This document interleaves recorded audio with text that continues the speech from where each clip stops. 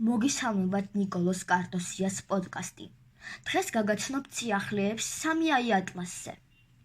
კომეტა 29 ოქტომბერს მზესთან ყველაზე ახლოს იყო და ამ პერიოდში ის დედამიწიდან უხილავი იყო, რადგან მზის პირდაპირ უკან მოძრაობდა.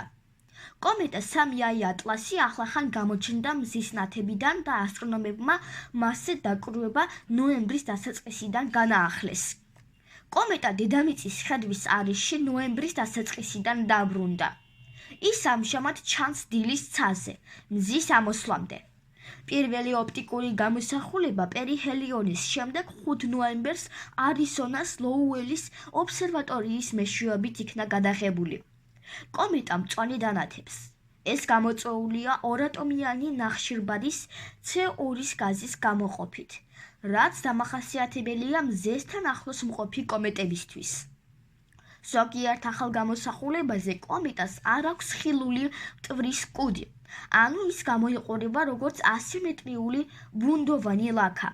მეცნიერები ფიქრობენ, რომ ეს ოპტიკური ილუზიაა. კუდი შეიძლება იყოს ობიექტის პირდაპირ უკან, რაც ქმნის პირდაპირ ხედვას. NASA-ს მონაცემებმა დაადასტურა, რომ პერიჰელიონის შემდეგ კომეტამ უცაბედი აჩქარება განიცადა.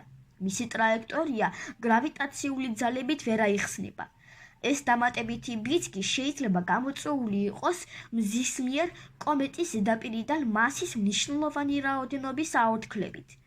თუმცა ზოგიერთი მკვლევარი ამას ტექნოლოგიური ხელწერის შესაძლებლობად განიხილავს.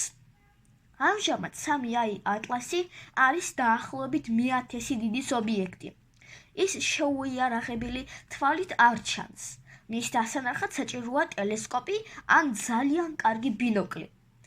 ნოემბერი არის დაკვირვების საუკეთესო პერიოდი.